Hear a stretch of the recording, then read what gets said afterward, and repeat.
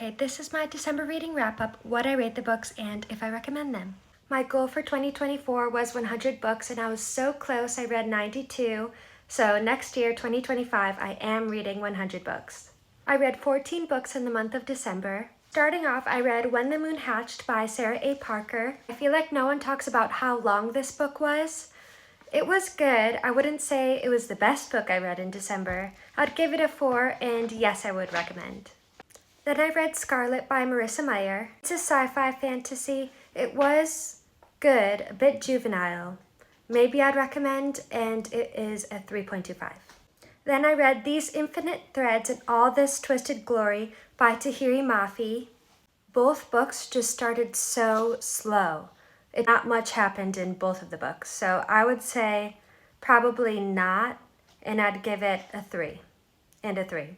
Then I read Glass Sword and King's Cage by Victoria Aveyard. I cannot stand the main character, Mare. She has no character development.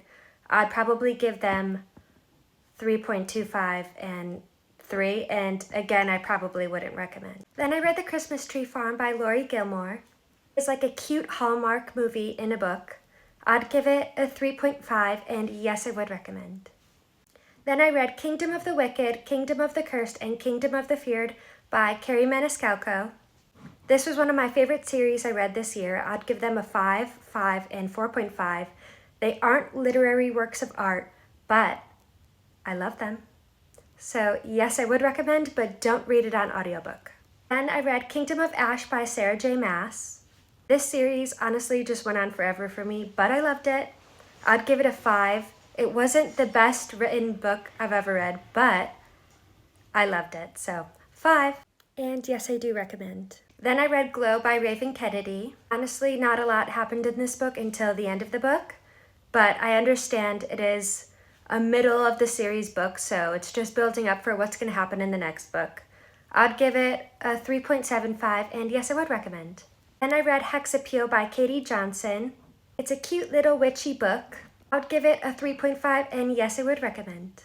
Then I read Siege and Storm by Leigh Bardugo. The book had so much potential, but I hate what she did with the main character, so I would give it a 3.5.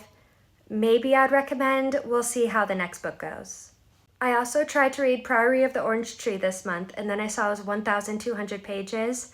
I got 100 pages into it, and I just wasn't interested. If it is a really good book, let me know and I will read it. And that is what I read in December. Bye!